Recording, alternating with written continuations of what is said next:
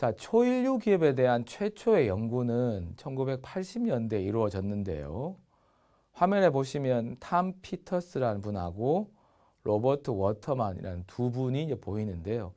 이 두 분은 당시에 글로벌 컨설팅 회사인 맥킨지의 컨설턴트였습니다. 맥킨지는 물론 기업을 상대로 해서 컨설팅을 해준 회사였는데요.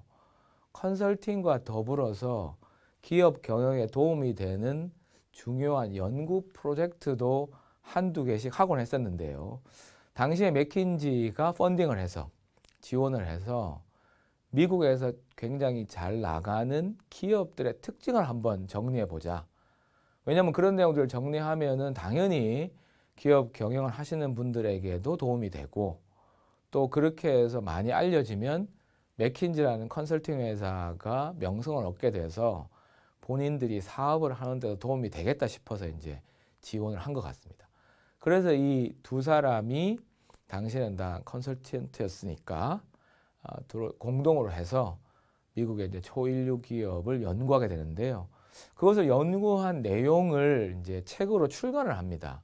근데 이제 그 책의 제목을 뭐 In Search of Excellence라고 이렇게 붙였는데요. 직역을 하면 이제 Excellence, 탁월성이라는 뜻이죠. 뭐 우수성이라고 번역할 수도 있고 탁월하다고 번역할 수 있는데 뭐 탁월함을 찾아서 이렇게 이제 번역할 수 있을 텐데 조금 의역을 하면 탁월한 기업, 초인류 기업이죠. 그런 기업들을 이제 방문하고 조사해서 그 결과를 담았다. 이렇게 보시면 되겠습니다. 그래서 이분들은 단순히 뭐 시장 점유율이 얼마인지 또 주가가 얼마나 높은지 뭐 이런 것들을 뭐 고려는 했지만 그런 것들의 비밀을 담은 게 아니고요. 탁월한 기업, 엑셀런스라는 표현을 썼는데 이 탁월한 거의 비밀이 뭘까? 예, 거기에 초점을 두고 이제 연구를 했던 것이죠. 자, 일단 그 연구 내용을 살펴보기 전에 이분들이 어떤 기업을 선정했고 어떤 관점에서 연구를 했는지를 제가 잠깐 소개해 드리고 이분들의 연구 결과 소개해 드리고 현대 기업 경영에 주는 시사점 이런 순으로 한번 설명드려 보겠습니다. 우선 이제 기업 선정을 어떻게 했냐면요. 당연히 이제 경영자분들, 실제 이제 기업 경영하는 경영자분들, 본인들이 이제 컨설팅 회사의 직원분들이시니까 또 기업 경영을 좀 잘 아는 컨설턴트들, 그리고 이제 경영 경제 관련된 언론 하는 분들이 계시죠. 언론사에 계신 분들, 저널리스트 분들이 계십니다. 그런 분들, 또 이제 연구하는 경영학자들, 이렇게 이제 기업을 잘 알만한 집단들을 통해 가지고 추천을 받았어요. 미국 기업 중에 어떤 기업이 탁월하냐 이제 추천을 받은 거죠. 그랬더니만 이제 그 내용을 쫙 모아 보니까 62개, 62개 정도의 이제 아주 우수 기업들이 만들어졌습니다. 리스트가 만들어졌습니다. 근데 그 중에서 이 기업을 그냥 할 수는 없고 당시로부터 한 20년 전으로 거슬러 가서 61년부터 80년까지 그 기간 동안 좀 탁월한 성과를 낸, 뭐 탁월한 성과라는 거는 뭐 매출이 다른 평균보다 훨씬 늘어날 수도 있고요. 아니면 이익이 엄청 좋을 수도 있고, 뭐 주가가 폭등할 수도 있겠죠.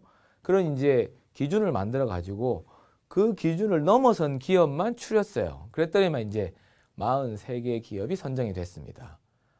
화면에 보시는 것처럼 뭐 여러분이 지금도 들으시면 충분히 들을 만한 기업들, 뭐 HP니, 인텔이니, IBM이니, P&G니, 3M이니, 월마트니, 디즈니니, 듀퐁이니, 보잉이니 아마 그냥 이름을 들으시면 아, 그 기업이구나 하실 기업이 있는데 다만 이제 한 가지 말씀드릴 거는 이때 뽑혔던 43개 기업 중에서는 오늘날 망한 기업도 있습니다. 어쨌든 43개 기업을 그 전문가분들의 추천 그리고 어떤 객관적인 경영 지표들을 중심으로 해서 뽑았다. 참조해 주시고요. 자, 그 다음에 이제 분석하는 프레임이 좀 중요한데 두 가지 정도를 일단 말씀드리고 내용들을 한번 살펴봐야 되겠습니다. 자, 첫 번째는 인간 행동 혹은 인간에 대한 가정이라고 제가 썼는데요. 자, 화면에 보시면 완전한 합리성, perfect rationality라는 단어가 보이시고 또 하나는 제한된 합리성, bounded rationality라는 또 내용이 보입니다. 자, 이건 뭐냐면요. 이 연구를 할 당시만 하더라도 그 전까지는 경영에 관한 대부분의 연구가 경제학과 마찬가지로 완전한 합리성에 기반을 두고 연구를 했었습니다. 그래서 한번 트라이 해보고 한번 시범적으로 해보는 거죠. 그래서 뭔가 이상한 게 나오면 바꾸고, 그래서 최적이 아니고 만족한 해결책을 모색하는. 그래서 이제 예를 좀 편하게 드리면 그 바늘 10,000개 중에서 제일 뾰족한 바늘을 찾자 이렇게 했을 때 완전한 합리성을 추구하는 모델에서는 10,000개의 바늘을 다 분석하거든요. 그래서 뾰족한 순서로 나열한 다음에 제일 뾰족한 걸 선택하는데, 그 사실 얼뜻 생각하면 되게 비효율적이죠. 근데 제한된 합리성 모델에서는 그렇게 하지 않죠.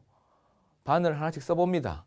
그래서 뾰족하긴 한데 별론데 해서 서너 개를 써보고 그 중에 만족할 만한 바늘이 나오면 뭐 그거 씁시다.